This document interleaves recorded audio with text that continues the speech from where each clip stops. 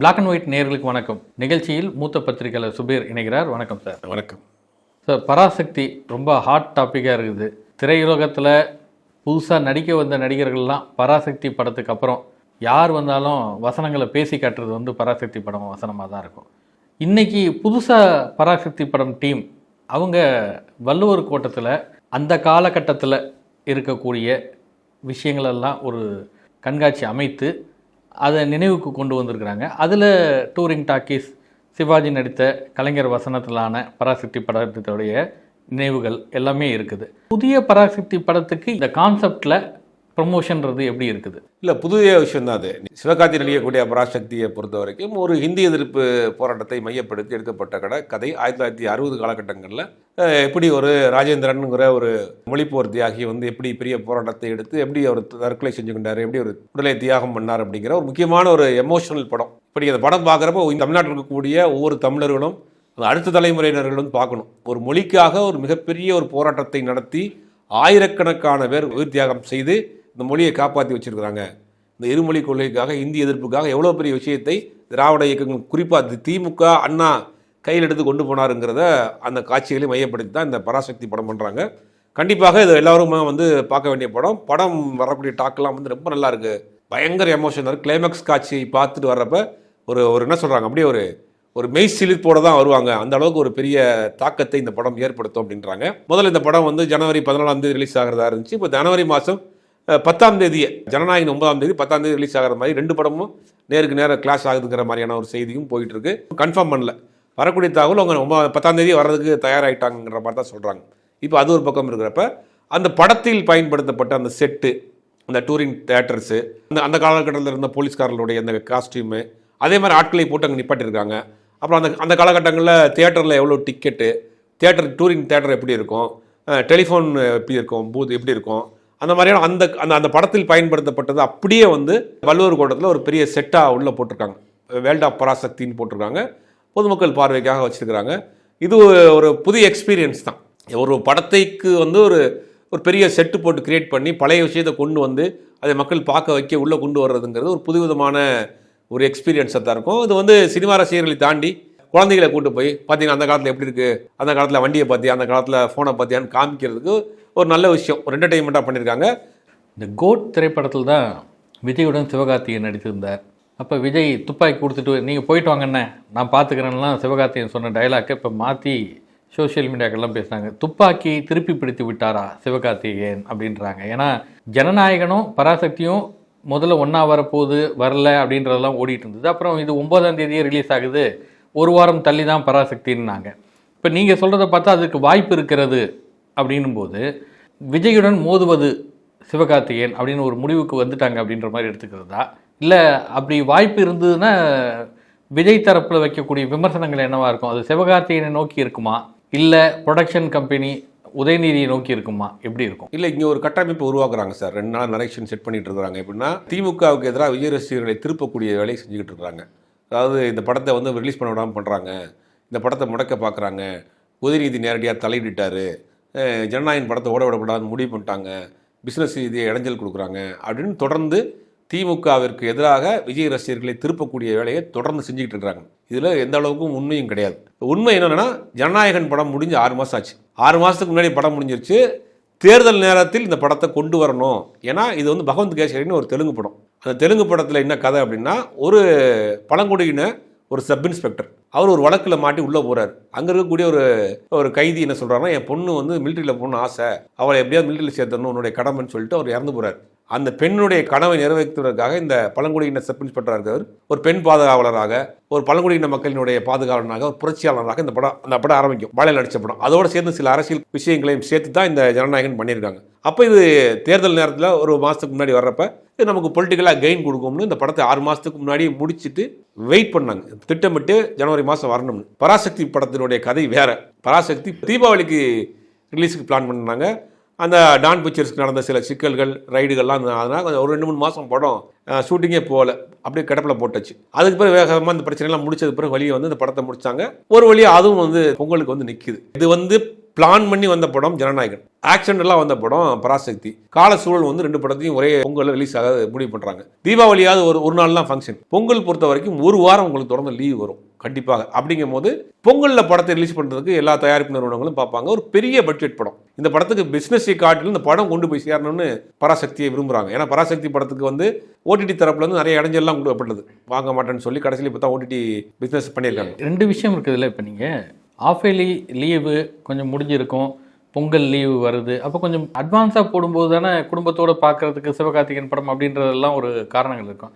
ஆனால் ஒரு உச்சபட்ச நடிகர் விஜய் அந்த உச்சத்தில் இருக்கும்போதே விட்டுட்டு அரசியலுக்கு வரார் அப்படின்லாம் விஜய் தரப்பில் பேசிகிட்டு இருக்கும்போது அவ்வளோ பெரிய நடிகருக்கு சிவகார்த்திகேயன் ஒரு போட்டியாக இவங்க நினைக்கிறாங்க. சிவகார்த்திகேயன் என்னோட போட்டியாக வந்து நிற்கிறாரு, இவர் ஒரு மோனாப்புலி மனப்பான்மையில் இருக்கிறாங்க. என்னுடைய படம் வரப்போ என் படம் யாருமே நிற்கக்கூடாது, இதுவே ஒரு இமயமலை, விஜய் முன்னாடி எந்த சிவகார்த்திகேயன் நிற்க முடியாது, சிவகார்த்திகேயன் காணாமல் போயிடுவார், சிவகார்த்திகேயனுடைய கேரியர் அவ்வளோதான் அப்படிங்கிற மாதிரி நிறையா பேசுகிறாங்க. உண்மை என்னென்னா ஒரு காலத்தில் சமகா போட்டியாளர்களாக இருந்த நடிகர்களுடைய படங்கள் வந்திருக்கு. ரஜினி கமல் படம் ஒரே நாளில் வந்திருக்கு, தளபதி குணா வந்திருக்கு, சச்சினும் சந்திரமுகியும் வந்திருக்கு, அஜித் விஜய் படங்கள் வந்திருக்கு, நிறையா அந்த மாதிரியான போட்டி வந்திருக்கு. ஒரு காலத்தில் பார்த்துருப்போம் பொங்கலுக்கு 5-6 புது படம் ரிலீஸ் ஆகும். இன்றைக்கி அப்படி சுருங்கி போய் இன்றைக்கி வந்து 2 படம் வர்றதே பெரிய விஷயமாக போச்சு. இந்த பொங்கலுக்கு ஒரு 2 படம் வருது. 1200 தேட்டர் இருக்குது தமிழ்நாட்டில், ஆளுக்கு ஒரு 600 தேட்டராக பிரிச்சுட்டு போட போகிறாங்க. அப்போ முதல்ல ஒரு 3 நாள் வந்து எந்த ரசிகர்கள் அந்த ரசிகர்கள் ஃபுல் பண்ணிடுவாங்க. 4வது நாள் தான் வந்து காமன் ஆடியன்ஸ் உள்ள போனால் தான் அந்த படம் எப்படி இருக்குங்கிறது தெரியும். எந்த படமே இன்னைக்கு அந்த மாதிரி நிலைமை, இன்னைக்கு பெரிய ஸ்டார் படம், மாஸ் ஹீரோ படம் அப்படிங்கிறதான். விஜய் கட்சி ஆரம்பித்ததுக்கப்புறம் வரக்கூடிய படம், அது கடைசி படம் அப்படின்னும் போது கொஞ்சம் ப்ரெஷர் ஜாஸ்தியாக இருக்குமா விஜய்க்கு? ஏன்னா நார்மலாக படம் வந்தது, படம் வெற்றி பெற்றது, வசூல் அதிக சாதனை அப்படின்றதெல்லாம் இயல்பாக இருக்கக்கூடியது. இந்த படத்துக்கு கொஞ்சம் மெனக்கெட வேண்டியிருக்குமோ? அதாவது அப்படிலாம் எதுவும் இல்லாமல் போயிடக்கூடாதுன்னு இன்னும் கொஞ்சம் முனைப்பு காட்டுவாங்களா? இல்லை, கடைசி படம் தோல்வி படமாக அமைஞ்சிடக்கூடாது அப்படிங்கிறதுல அவங்க ரொம்ப கவனமாக இருக்காங்க. அரசியல் ரீதியாக சொல்லப்படுற படம் நம்ம அரசியல் கருத்தை ஏற்றுக்கல, படம் ஃபெயிலியர்னு வந்துடக்கூடாது. அதுக்கு என்ன பண்ணுறாங்கன்னா ஒரு டெம்ப்டை கிரியேட் பண்ணுறாங்க. இந்த படத்தை முடக்க பார்க்குறாங்க அப்படின்னா படம் பார்க்காதவங்க கூட இந்த படத்தை பார்க்கணும் அப்படி ஒரு நரேஷன் செட் பண்ணுறாங்க. கடைசி படம் அரசியல் பேசுகிறோம், இந்த படம் உங்களை வச்சுங்க, இப்போ அரசியல் ஏற்றுக்கல மக்கள், இவர் பேசுகிற அரசியல் சினிமாவில் ஏற்றுக்கல, இந்த படம் போகலன்னா முதல் முயற்சியிலே ஒரு ஃபெயிலியருங்கிற ஒரு விஷயம் வந்துடும். அதை மறைக்கிறதுக்கு, அதை மறைமாற்றுவதற்கு என்ன செய்கிறாங்க அப்படின்னா திமுக தான் காரணம். இந்த படம் பார்த்தீங்களா, பராசக்தியை கொண்டு வந்து வைக்கிறாங்க, பராசக்தியை இடைஞ்சல் பண்ணுறாங்க, பராசக்தியை மோத விடுறாங்க, சிவகார்த்திகேயன் பார் வளர்த்த கடாய மாரில் வாங்கிருச்சு அப்படின்னா இது என்ன ஆதாயம்? நீங்கள் ஒரு படம் ரிலீஸ் பண்ணுறீங்க, அவங்க ஒரு படத்தை ரிலீஸ் பண்ணுறாங்க, எந்த படம் நல்லா இருக்காங்கன்னு முடிவு பண்ண வேண்டியது மக்கள் தானே. இதில் என்ன போட்டி இருக்குன்றேன். சரி, சிவகார்த்திகேயனே வேண்டாம், ஒரு புது நடிகர் நடித்த படம் ஒரு 200 தேட்டர் ரிலீஸ் பண்ணுறாரு, சூப்பர் டூப்பராக இருக்குது அந்த படம், 3 நாள் கழிச்சு தேட்டர் உடனே படத்தை தேட்டர் இன்க்ரீஸ் பண்ணிடுவாங்களே, இதில் எந்த லாஜிக் இருக்குது? அப்போ இந்த படம் ஓடியே ஆகணும், பெரிய வசூலை குவித்து ஆகணும், கடைசி படம் அது வந்து ஃபெயிலியர் ஆகிடக்கூடாது அப்படிங்கிறதுல இவங்க ஒரு வேலையை பண்ணுறாங்க. படம் வசூல் ரீதியாக அதிக சாதனை, வசூலில் உயர்ந்து நிற்கிறது இப்படிலாம் சொல்கிறது இல்லை. நிறைய பேர் இந்த சந்தேகங்களை எழுப்பிக்கிட்டே இருக்கிறாங்க.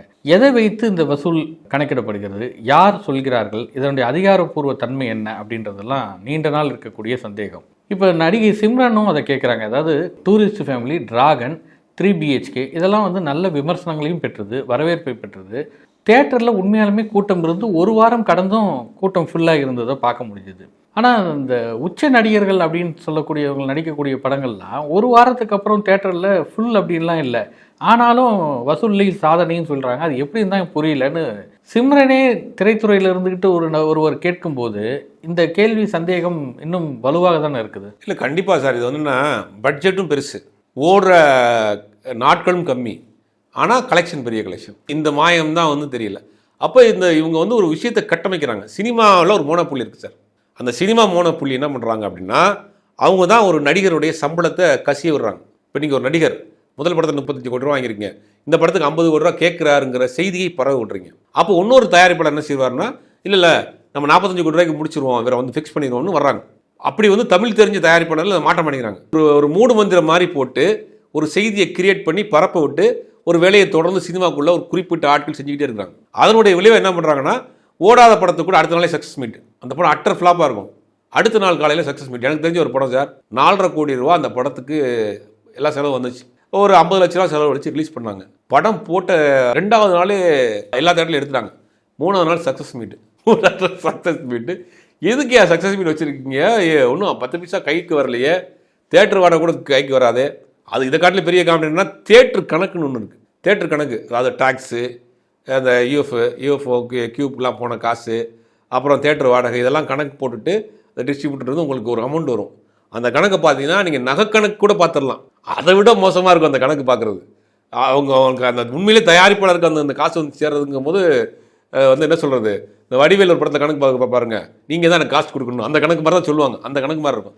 அப்படி இருந்தும் கூட சக்ஸஸ் மீட் கொண்டாடுறாங்க. ஏன் அப்படின்னா புதிய தயாரிப்பாளர் உள்ளே கொண்டு வர்றதுக்கு, கடன் வாங்கினவங்களை வந்து சமாளிக்கிறதுக்கு. கடன் வாங்கியிருக்கேன், படம் சக்ஸஸ் தான், அடுத்த படம் பண்ணணும், அடுத்த படத்தில் வந்து காசை கொடுத்துருவோம், இந்த மாதிரியான வேலைகளை செய்கிறதுக்கு தான் சக்ஸஸ் மீட் கொண்டாடுறது. இந்த மாதிரியான வேலைகள்லாம் செஞ்சுட்டு இருக்காங்க. இது தொடர்ந்து பண்ணுறாங்க. இப்போ தக்லீஃப் படத்துக்கு பொறுத்த வரைக்கும் கிட்டத்தட்ட 150 கோடி ரூபா கமல்ஹாசனுக்கு நஷ்டம். 150 கோடி ரூபாய் கடனில் இருக்கிறார் நம்ம தக்லீஃபில் ஏற்பட்ட கடன். இப்போ இந்த கடன் அடைக்கிறதுக்கு என்ன பண்ணுவார்? உடனே ரஜினிகிட்ட டேட் கேட்குறாரு, கொடுக்குறாரு.